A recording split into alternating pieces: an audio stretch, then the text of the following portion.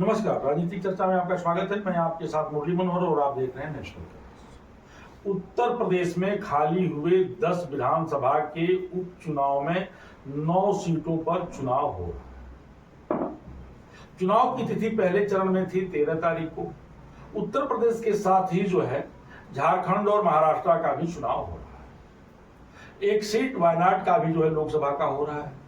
लेकिन अचानक से उत्तर प्रदेश में जो चुनाव 13 तारीख को होना था, 13 नवंबर को होना था, उसको जो है दूसरे चरण में जो 20 नवंबर को चुनाव होना है उसमें टाल करके ले जाया गया है। चुनाव आयोग की तरफ से जो तर्क दिया गया है कि 15 तारीख को पूर्णिमा है और इसलिए जो है उत्तर प्रदेश में होने वाले इस चुनाव को टाल दिया गया है। तमाम चीजें उभर करके सामने आ रही हैं। लोगों का कहना यह है कि सत्तारूढ़ भारतीय जनता पार्टी जो है हार के डर से 7 दिन तक चुनाव को आगे और बढ़ा दिया है। वहीं विपक्ष का एक बहुत बड़ा आरोप यह है कि सरकार जो है और चुनाव आयोग से मिलकर के जो है चुनाव में गड़बड़ी करना चाहती है, इसलिए 13 तारीख के बजाय उसको 20 तारीख को चुनाव ले जाया गया है। लेकिन यह तो एकदम स्पष्ट है कि 2027 में उत्तर प्रदेश में विधानसभा का चुनाव होना है और दोनों दलों के लिए बड़ा ही कठिन समय चल रहा है। भारतीय जनता पार्टी के लिए और उत्तर प्रदेश की जो सबसे मुख्य विपक्षी दल है समाजवादी पार्टी के लिए। अगर उपचुनाव में भारतीय जनता पार्टी का प्रदर्शन ठीक नहीं रहा तो 27 उनके लिए ठीक नहीं होगा। अगर समाजवादी पार्टी जो है उपचुनाव को कायदे से जीत नहीं पाती है या लड़ाई नहीं दे पाती है तो 2027 उनके लिए भी ठीक नहीं होगा। इसी घटनाक्रम के बीच में एक और घटनाक्रम हुआ और पीडीए का नारा देने वाले अखिलेश यादव के जो सबसे बड़े सहयोगी दल कांग्रेस है उसको जो है सीटों के बंटवारे को लेकर के उनको सीटें नहीं दी गई और लास्ट में राहुल गांधी ने निर्णय ले लिया, कांग्रेस ने निर्णय ले लिया कि हम उत्तर प्रदेश के उपचुनाव में प्रत्याशी नहीं उतारेंगे। लेकिन अब तक कोई बड़ा चेहरा जो है समाजवादी पार्टी के प्रत्याशी का वोट मांगने के लिए कांग्रेस की तरफ से नहीं आया। इन्हीं तमाम बिंदुओं पर चर्चा करने के लिए हमारे साथ जो है भारतीय जनता पार्टी की वरिष्ठ नेता दी किसान चीनी मिल्स घोषी की हालिया नियुक्त डायरेक्टर संगीता द्विवेदी जी जुड़ चुकी हैं और जो हमारे दूसरे खास मेहमान हैं वो कांग्रेस के प्रवक्ता और अकबरपुर लोकसभा के प्रभारी रमन पांडे जी जुड़ चुके हैं। आप दोनों लोगों का नेशनल कवरेज में बहुत बहुत स्वागत। हम चर्चा शुरू करते हैं सबसे पहले रमन पांडे से। रमन जी, चुनाव के डेट को 13 से 20 कर दिया गया, इस पे आपका क्या कहना है? देखिए, या तो चुनाव आयोग ने घोषणा किया था कि 2 राज्यों में जब उन्होंने चुनाव की तारीखों की घोषणा की, झारखंड और महाराष्ट्र में, तो उसके साथ उपचुनाव की डेटें भी आई, जैसे वायनाड का आपने जिक्र किया। और उत्तर प्रदेश में जो 10 सीटें खाली थी, 10 सीटों पे चुनाव था उनका, लेकिन उसमें भी मिल्कीपुर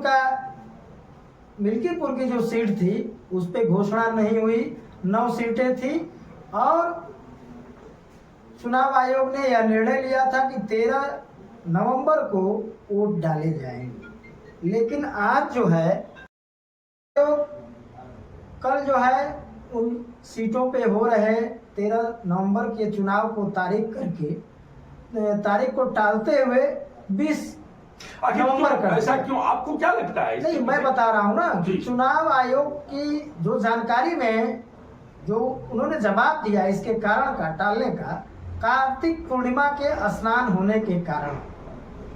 अब ये बताइए कि चुनाव आयोग में तो IAS रैंक से नीचे के अधिकारी होते ही नहीं है। क्या उनको नहीं पता कि भारत में कब त्योहार होते हैं, कब कार्तिक पूर्णिमा होता है? कार्तिक पूर्णिमा का स्नान तो हर साल आता है, यह तो उनके जानकारी में रहा होगा।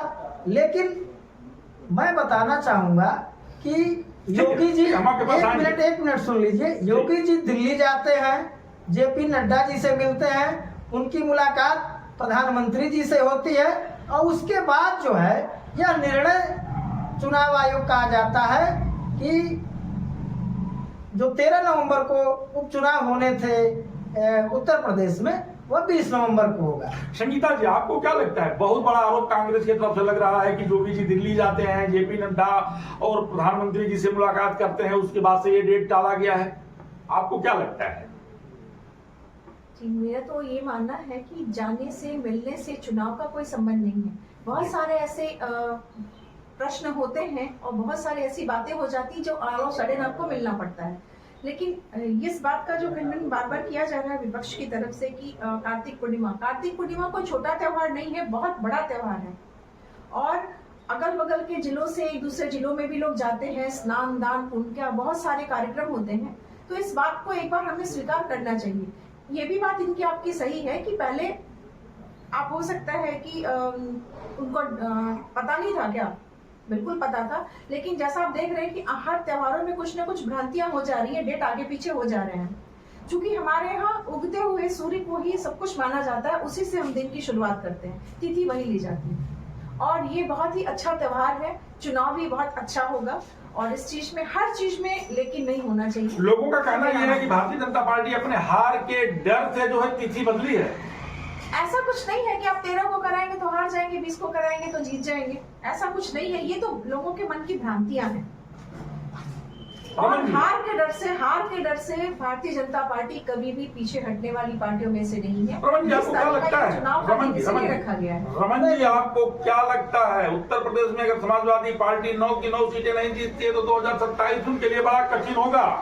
नहीं, एक देखिए, जो हमारा तर्क है कि 2 राज्यों में चुनाव हो रहे हैं, 13 तारीख और 20 तारीख को, झारखंड और महाराष्ट्र में जी।